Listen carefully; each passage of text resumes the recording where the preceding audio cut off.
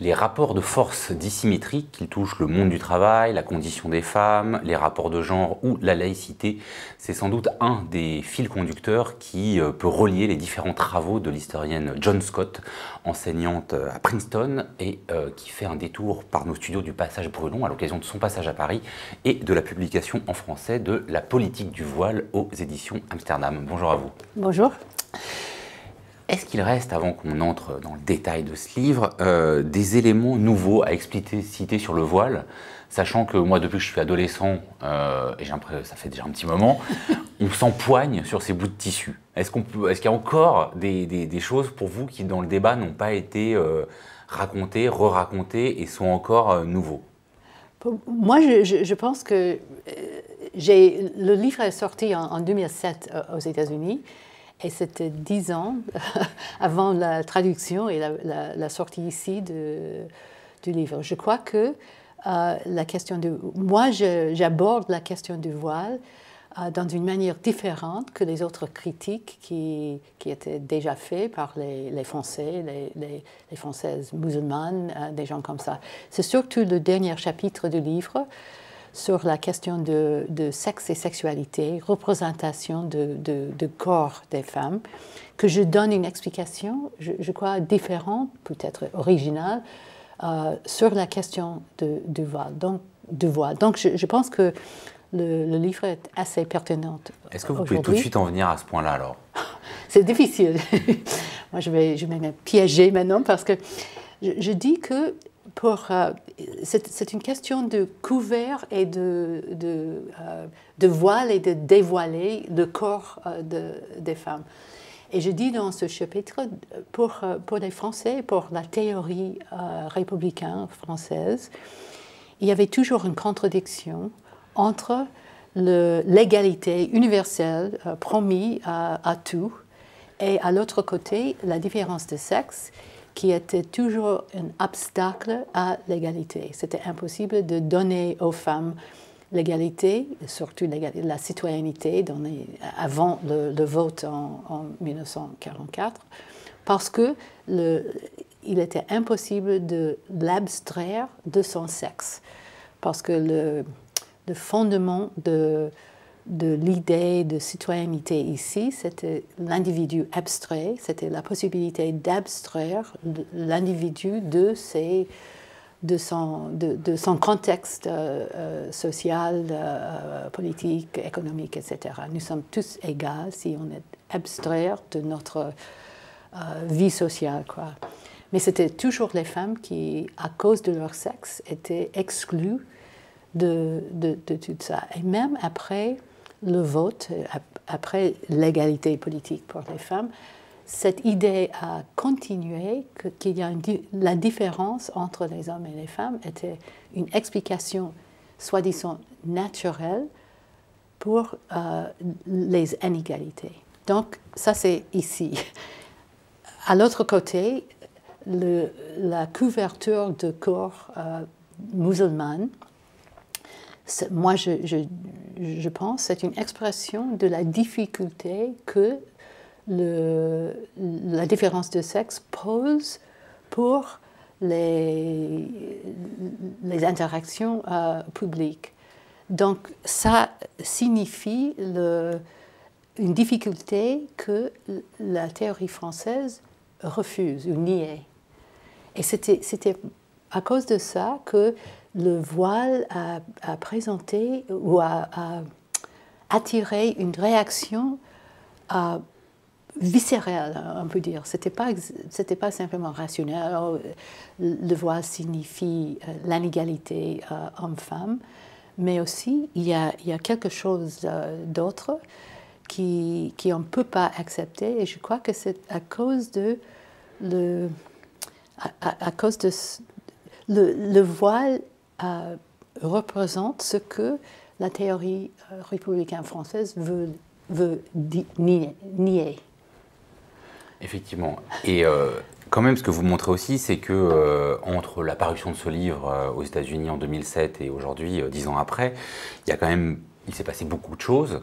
Et notamment, vous dites que on constate un durcissement, je cite, des mesures discriminatoires contre la population musulmane de France, avec une focalisation particulière sur les femmes musulmanes. Et c'est vrai que ce que vous montrez, voilà, c'est que le voile, c'est à la fois, au fond, ça cristallise à la fois des choses très tripales, des débats théoriques, des débats politiques, et puis c'est chargé de toute cette histoire républicaine française et aussi de l'histoire des femmes.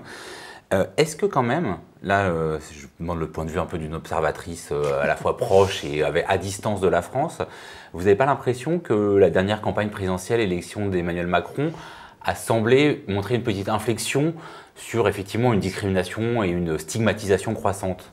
Est-ce qu'on peut être un peu optimiste dans le mouvement? Parce qu'on avait fini l'été 2016 avec l'affaire du Burkini, et on pouvait s'attendre à une campagne excessivement porté sur les thématiques identitaires et vis-à-vis des musulmans, et ça n'a pas été le cas. Moi, je ne suis pas sûre. Je crois que c'est trop tôt de décider, parce qu'en même temps, les discriminations continuent. Je crois les lois sont encore là. Donc, la loi de 2004, les filles ne peuvent pas porter le voile à l'école. Les maires, le circulaire ministériel de Luc Chatel est encore là. Les mères des enfants, les mères voilées ne peuvent pas accompagner leurs enfants aux sorties scolaires. La loi sur le voile intégral de 2010 est encore là. Donc, il y a encore en place les outils pour continuer de traiter les femmes musulmanes dans une manière discriminatoire, et différente que les autres femmes. D'accord, donc vous ne pensez pas qu'on peut espérer une inflexion sur ces thématiques identitaristes? Mais moi, en général, je suis optimiste. je veux penser qu'il y aura une amélioration des choses. Mais en même temps, je sais qu'il y a des structures racistes qui durent, qui persistent. Et c'est ça qui est le problème. Je vois, du point de vue de discours polémique, peut-être, il y avait pas durcissement, c'est l'autre. Un adoucissement. Un adoucissement. Mais du point de vue de la vie quotidienne des gens, je crois que c'est autre chose.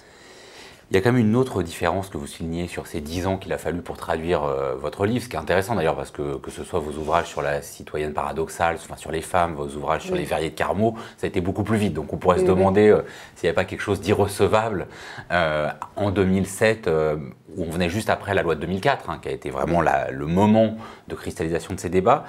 Mais il y a un point important que vous soulignez dans le livre, c'est que par rapport à 2004, à la séquence 2004-2007, aujourd'hui les filles voilées parlent. Qu'est-ce que ça change? Moi, je crois que c'est incroyable de la voir. Parce qu'en 2004, il y avait des gens qui avaient insisté que le voile, c'est une signification multiple, diverse, etc. Mais c'était dans une manière, moi je crois, une manière des victimes qui essaient de s'expliquer au monde, de résister la subordination, la discrimination, etc. Maintenant, c'est autre chose. Il y avait ce livre à 2007, je crois, Les filles voilées parlent, qui a pas mal de choses dedans, mais il y avait le livre de l'année dernière, Voilés, préjugés, sorti au moment, juste après l'affaire Laurence Rossignol, quand Rossignol disait que les femmes voilées sont comme les nègres, les esclaves nègres aux États-Unis. Et il y avait un grand refus de ça. Et ces jeunes femmes en sortent. Le livre, c'est un recueil des ripostes à Rossignol. Mais de la position, pas des victimes, pas des femmes abjectées par leur traitement, mais les femmes produits de système d'éducation républicain qui parle en termes de les droits républicains, des valeurs républicaines, qui citent la loi de 1905, qui cite Rousseau, John Locke, les grands philosophes de l'âge lumière. Le voile était attaqué au nom des Lumières, et aujourd'hui, c'est des filles voilées qui se défendent au nom des Lumières. Oui, et c'est magnifique de lire. Et c'est une voix avec une voix forte, avec confiance, qui m'a impressionnée beaucoup. Et il y a, si on visite l'Internet, on peut trouver des sites, la Lab, d'autres sites, je ne me souviens plus les noms maintenant, mais il y a un monde militant et intelligent qui refuse l'explication de leur traitement, et moi, ça m'impressionne beaucoup et ça me donne de l'espoir pour peut-être changer des choses. Alors effectivement, c'est vrai que le fait que des filles voilées revendiquent au fond leur voile au nom du républicanisme trouble un peu l'idée qu'on s'oppose les multiculturalistes et les républicanistes. Voilà. Oui, exactement. Ceci dit, est-ce que c'est pas un miroir déformant au sens où c'est peut-être précisément les femmes qui ont fait du voile leur choix personnel qui s'expriment, alors que celles qui seraient plus dans un port subi s'exprimeraient moins? Oui, c'est sûrement le cas, parce qu'il y a un voile, il y a une femme voilée qui représente tout, il y a beaucoup de possibilités. Et c'est ça que ces jeunes femmes disent. Il y a sûrement des femmes subordonnées par leurs frères, pères, imams, etc., qui sont pressées de porter le voile. Mais il y a nous, ces femmes qui parlent, qui a fait un choix pour des raisons différentes, qui veut exprimer notre religiosité, notre moralité, des choses comme ça, devant Dieu, mais pas... Donc, je crois qu'il est très important de penser le voile comme un tissu qui peut signifier un multiple des choses. Alors, si on accepte cette évidemment signification multiple du voile, il y a quand même encore d'autres choses qui ont évolué. Hein. Je pense que c'est à ça que c'est intéressant de voir entre le moment où vous écrivez ce livre post-loi de 2004 et maintenant. Il y a ce fait que cette laïcité, alors nouvelle laïcité, hein, pour reprendre certains termes, laïcité de combat comme on dit d'autres, laïcité radicalisée comme on dit parfois, mais souvent une laïcité au fond qui sert d'outil contre les musulmans, c'était pendant longtemps réservé à l'extrême droite et à une partie de la droite. Aujourd'hui, on la trouve à gauche. Oui. Donc comment est-ce qu'on défend cette idée d'un voile avec des significations multiples depuis la gauche, alors qu'on a à la fois, bon, on peut dire, hein, sans doute des gens issus de la gauche qui ont endossé les thématiques de la droite, mais on n'a pas seulement ça. Si je prends aujourd'hui quelqu'un comme Mélenchon, qui incarne aujourd'hui la gauche, il est à la fois vraiment l'héritier d'une tradition laïque, voire laïcarde, et en même temps, absolument pas suspect de discrimination envers les musulmans, au contraire. Donc comment est-ce qu'on se situe si on essaie de défendre ça depuis la gauche? Non, je crois que c'est très difficile. Mais même au moment de la loi de 2004, il y avait des gens de gauche et des féministes qui avaient soutenu la loi, qui avaient insisté sur la laïcité comme valeur de la République qu'il faut respecter, qui a associé toute démonstration, toute représentation de la religion en public comme dangereux pour les valeurs républicaines et féministes aussi. Donc je crois qu'il y a cette tradition anticléricale qui persiste.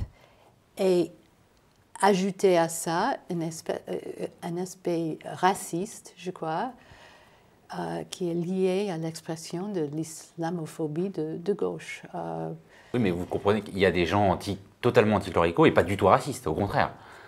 Ils se pensent pas du tout racistes, mais je crois que d'avoir pris la position, d'avoir insisté sur l'inflexibilité de la laïcité, d'avoir accepté la nouvelle laïcité, c'était d'accepter, d'un certain sens, l'islamophobie qui est liée à un certain racisme.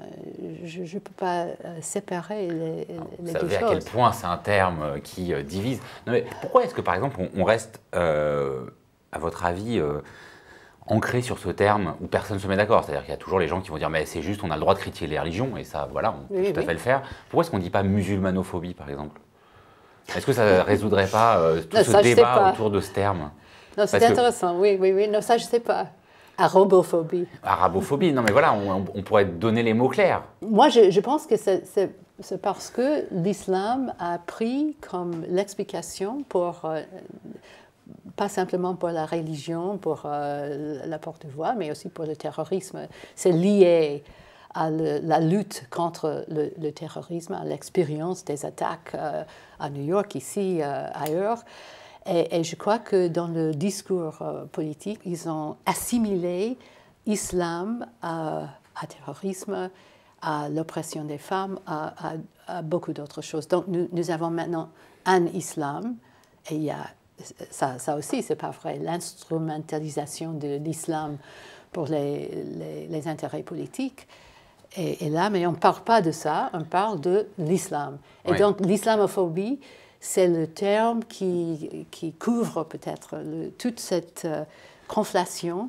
Mais est-ce que, là c'est vraiment une question que je vous pose sans demander une réponse définitive, c'est vrai que fort de cette histoire, ou d'une certaine manière a fonctionné cet amalgame, est-ce qu'une partie de la gauche ne devrait pas renoncer à ce terme d'islamophobie pour se centrer sur musulmanophobie, arabophobie, parce qu'on pourra toujours vous renvoyer, ben non, mais on a légitimement le droit de critiquer la religion, parce que les religions n'ont jamais été des grands mouvements émancipateurs. Donc moi, depuis le camp de l'émancipation, je peux comprendre qu'on me dise ça, même si je sais les usages qui en sont faits.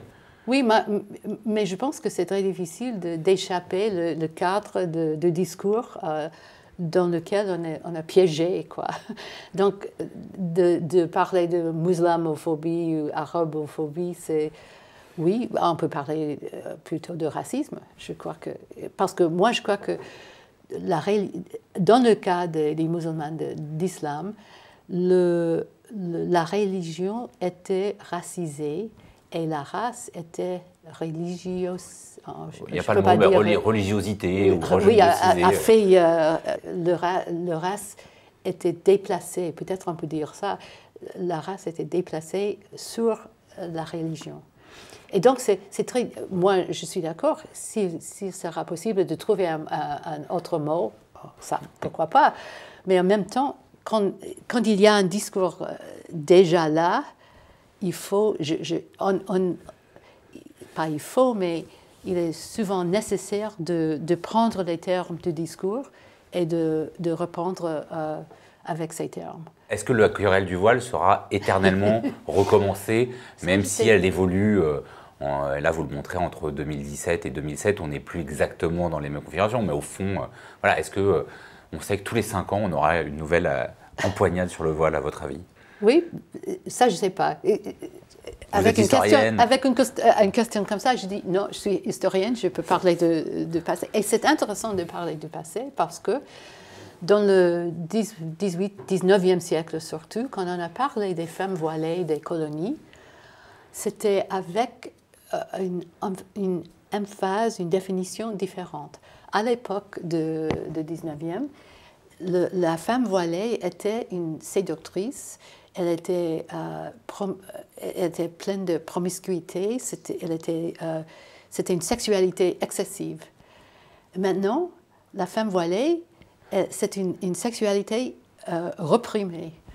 Et c'est très intéressant de voir l'inversion ou la transformation de la représentation et les valeurs qui sont associées avec là-dessus. La question du voile, elle a notamment divisé le mouvement féministe, mais il ne se divise pas seulement là-dessus, il se divise aussi, par exemple, sur la prostitution. Est-ce que vous pensez qu'il peut être réconcilié, ce mouvement féministe, ce combat des femmes? Maintenant, non. Je crois que c'est vraiment difficile. Moi, j'avais... Au moment du passage de la loi sur le voile en 2004, il y avait ce groupe des femmes autour de Pierre Thévenienne et les autres, l'école pour tous et toutes et des choses comme ça. L'école pour toutes et tous, et les mots sont importants. Les mots sont importants.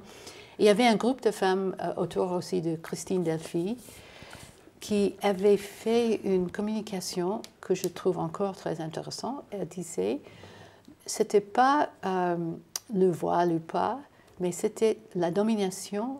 Nous sommes contre toute forme de domination. Domination d'État, un État qui insiste que les femmes portent le voile ou qui insiste qu'elles l'enlèvent. Donc, no wearing of the veil, no forced wearing of the veil, no forced taking off of the veil. Et je crois que l'emphase sur domination est très importante. Parce que comme ça, on peut se tirer un peu de la question du voile et signification du voile et on parle de domination et de liberté de choix et de liberté d'expression religieuse ou non, des choses comme ça. Pour moi, c'était un moment très intéressant et je le cite souvent parce que je le trouve une bonne moyenne d'éviter ces discussions infernales sur la porte du voile ou non. Oui, après la question qui reste et qui est reposée, c'est comment est-ce qu'on se libère des différentes dominations, des dominations sociales, raciales. Est-ce qu'il faut prioriser des combats? Est-ce qu'on peut mener tous les combats en même temps? Et est-ce que des fois les combats ne sont pas contradictoires? Oui, exactement. Oui. Et ça, c'est le moyen, je pense, de penser autrement sur ces questions. J'ai lu dans un entretien, un très bon entretien dans la revue Vacarme, que vous étiez un bébé couche rouge, comme on dit aux États-Unis. Ça veut dire que quoi, vous êtes toujours marxiste et que le marxisme peut être appliqué à la politique du voile, enfin peut permettre de lire les politiques du voile. Je n'étais jamais marxiste pur et dur. À part bébé. Non, pas à part bébé, mais pur et dur. Mais j'espère qu'il sera possible de le citer maintenant. Quand j'étais à Brown University, dans les années 80, les années de Reagan, présidente aux États-Unis, ce collègue a écrit un papier en disant, je vais le dire en anglais et vous pouvez le traduire, come back, vulgar Marxism, all is forgiven. Alors, oula, faut que je fasse en une traduction simultanée, revenir au marxisme, à la vulgate marxiste. All is forgiven. Et tout vous sera pardonné. Non, et je crois que nous sommes dans ce moment maintenant. Donc, parce que d'analyser le néolibéralisme, le capitalisme global, le décalage qui augmente entre les riches et les pauvres, nous avons besoin je crois, de Marx, des interprétations de Marx, peut-être comme ils étaient travaillés par des autres, mais je crois qu'il y a pas mal de choses là-bas qu'on peut... Même si ceux qui réduisent, mais en fait on sait bien que ce n'est pas la phrase complète, Marx a l'idée que la religion est l'opium du peuple, mais c'est une lecture complètement tronquée, se servent de Marx pour dire justement... le voile est une oppression des femmes. Non. Moi, je pense qu'il faut trouver des choses qu'on peut jouer avec ou travailler avec quand on parle de Marx. Et je crois que cette idée de l'oppression des gens, des femmes ou l'oppression religieuse ne m'aide pas en pensant les problèmes d'aujourd'hui.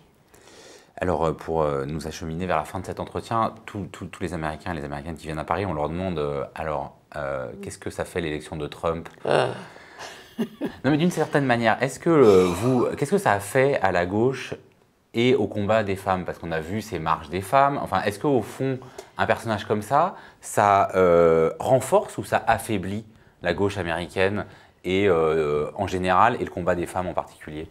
Pour le combat des femmes, il a renforcé la militance, je crois. Oui, la marche des femmes était magnifique et ça continue d'inspirer des jeunes femmes. Ma fille, par exemple, qui n'avait jamais fait la politique, maintenant, elle fait la politique. Avec Facebook et d'autres choses, elle peut organiser une manifestation contre un membre du gouvernement de Trump dans quelques heures. C'est vraiment incroyable. Et moi, je suis très fière d'elle. Elle continue cette histoire politique de la famille, dans un certain sens. Donc, je crois qu'il a, de ce point de vue, il a unifié les diverses courantes féministes aux États-Unis. Pour la gauche, ça c'est autre chose. Quelle gauche, on peut demander. Il n'y a pas... Justement, est-ce que ça, on a l'impression, alors après c'est peut-être déformé depuis la France, mais qu'on a... avec des nouvelles revues intellectuelles comme Jacobin, qu'il y a une gauche plus radicale qui avait du mal à s'exprimer ou qui restait très très minoritaire, qui prendrait un peu plus de poids. C'est pas le problème. Et aussi le Parti démocrate est divisé dans une manière désespérante, on peut dire. Désespérante. Donc c'est difficile de savoir du point de vue de politique électorale qui va passer. Mais en même temps, et aussi il y a un autre côté, le gouvernement Trump est en train de démanteler toutes les choses que Obama et l'administration Obama ont fait. Donc, par exemple, les règlements financiers finis. Oui, les règlements pour l'écologie finis. Le système de santé. John McCain résiste. Oui, John McCain résiste. Vous en êtes à soutenir finalement un ancien candidat républicain. Non, c'est vrai. Et c'est lui qui a sauvé le Obamacare. Mais en même temps, ces changements seront très difficiles de renverser s'il y a un autre président en 2020. Donc, ils font des choses pas permanentes, mais... durables en tout cas. Oui. Donc, c'est ça le problème. Il y a ces mouvements d'en bas contre lui, et il y a aussi ces changements plus ou moins permanents qui ne sont pas très bons du tout pour l'économie, la société, la santé des gens, etc. Une dernière question. Est-ce que le voile, qui n'a jamais été aux États-Unis un problème politique comme en France, pourrait le devenir sous Trump?